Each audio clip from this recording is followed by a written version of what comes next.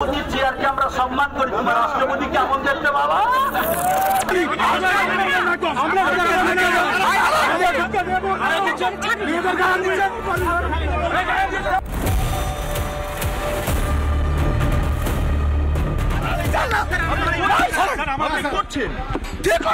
আপনি এটা বিধানসভা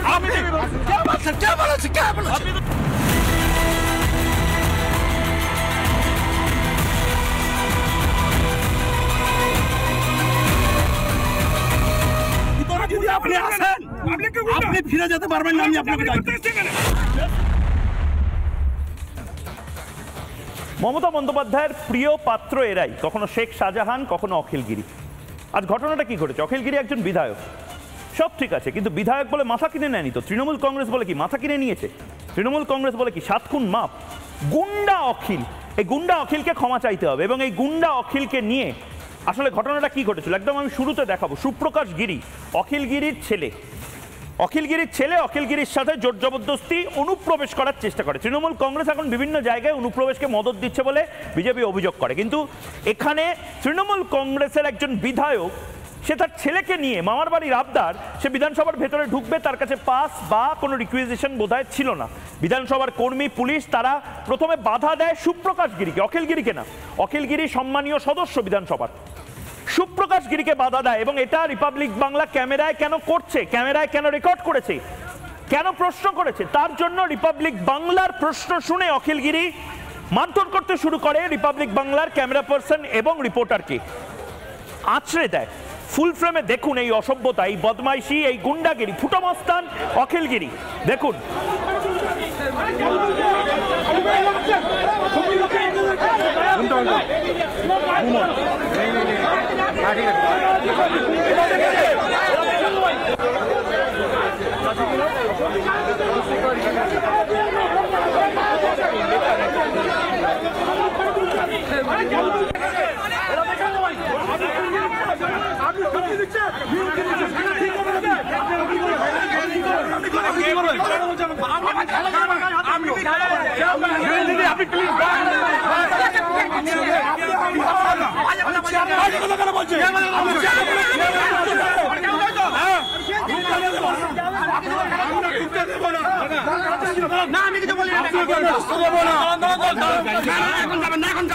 শুভেন্দু অধিকারীকে দিনের পর দিন সাসপেন্ড করে রাখা যায়, বিজেপি বিধায়কদেরকে সাসপেন্ড করে রাখা যায়, কিন্তু অখিলগিরি আবার বুক চিতিয়ে বিধানসভায় ঢুকবেন।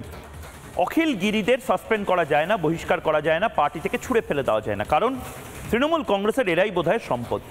দেখুন, শুধুমাত্র রিপাবলিকের যে প্রতিনিধি বিট্টু রায়চৌধুরী, তাকে কি আঁচড়েছে, মানে আজকে আঁচড়েছে, কালকে হয়তো কামড় দেবে, পরশুদিন হয়তো মাংস টাংস খুবলে খাবে। ভয়ঙ্কর, ডেঞ্জারাস এই অখিলগিরি। আমি জানি না সোডিয়াম পটাশিয়াম কমে গেছে না, এই মুহূর্তে তার শারীরিক কোনো মানসিক কোনো অসুস্থতা হচ্ছে। মমতা বন্দ্যোপাধ্যায় স্বাস্থ্যসাথীর কার্ড নিয়ে তাকে একটু হাসপাতালে ভর্তি করে দিন যদি বেড পাওয়া যায়। অখিলগিরি বিধানসভার কর্মীদেরকে পর্যন্ত হেনস্থা করেছেন, সেই ছবি আমি ফুল ফ্রেমে দেখাবো। দেখুন এইখানে ছবি দেখুন, এবং তার পাশাপাশি দেখুন ফুল ফ্রেমে অখিলগিরি বিধানসভার কর্মীদেরকে পর্যন্ত মারধর করার মতন অবস্থা করেছেন। দেখুন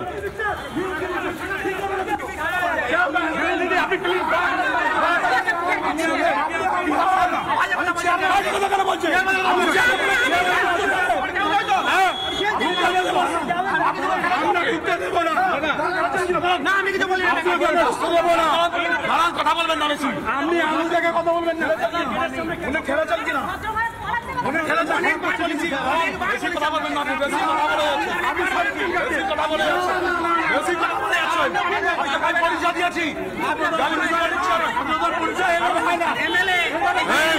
একটা লোক যদি বাইরে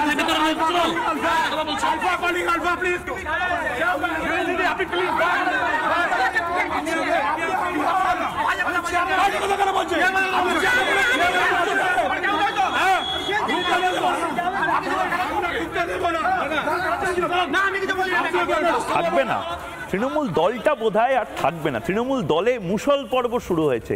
মানে আমি অবাক হয়ে দেখছিলাম ছবিটা, আপনারা সেই ছবিটা দেখতে পাচ্ছেন।